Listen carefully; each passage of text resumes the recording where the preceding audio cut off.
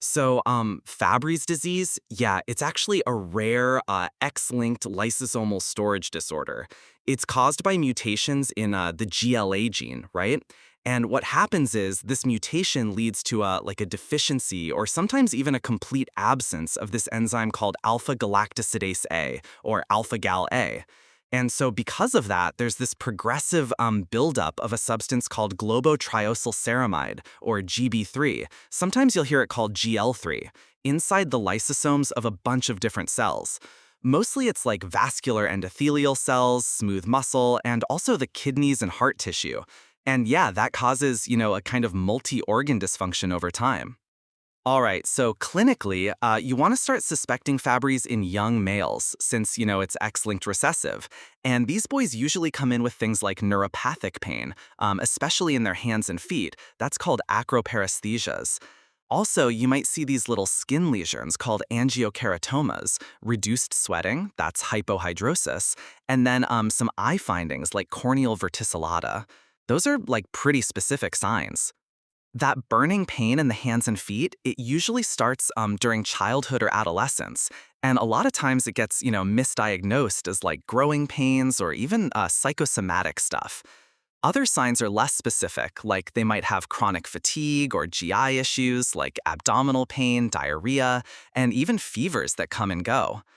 If nobody catches it, things can get worse. You get kidney problems like proteinuria that can lead to ESRD, heart issues like cardiomyopathy, especially this concentric LV hypertrophy, and then strokes, even in younger folks who don't really have the usual stroke risk factors.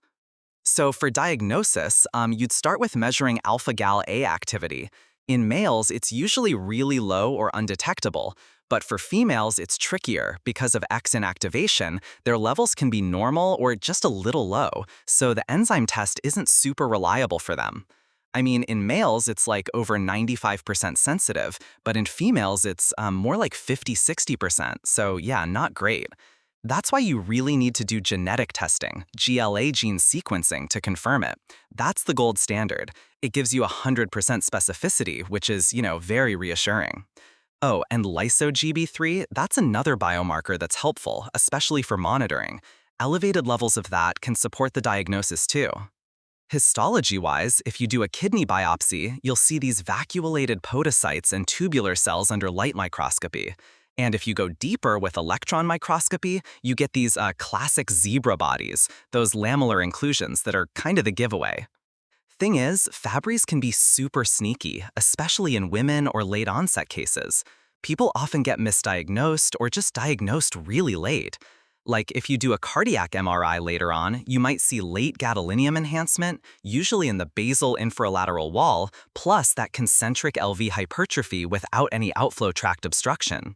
And if you look at the brain with MRI, there might be these white matter changes, especially in the back, in the posterior circulation. Kidney ultrasounds usually don't show much early on, but later you might see echogenic kidneys with cortical thinning. Okay, so differential diagnoses, like what else could it be? Sometimes people confuse Fabry with multiple sclerosis, right? Especially because of those white matter brain lesions. But unlike MS, Fabry doesn't have oligoclonal bands in the CSF, and you don't see the whole dissemination in time thing. And then there's hypertrophic cardiomyopathy, or HCM. Both Fabry and HCM can cause concentric LVH, but in Fabry, you often see that specific fibrosis pattern, again, that infralateral LGE, and also Fabry tends to have low voltage on ECG, which isn't typical in HCM. Chronic kidney disease from like diabetes or high blood pressure is another one, but those usually come with more obvious systemic stuff, and they don't have things like angiokeratomas or acroparesthesias. Small fiber neuropathy from diabetes or alcohol can also confuse things, but Fabry tends to show up earlier in life, and you get these weird episodes of fever along with that burning pain. You've also got those Anderson-Fabry-like syndromes like Gaucher disease, but again, enzyme tests and genetic workups can help sort that out.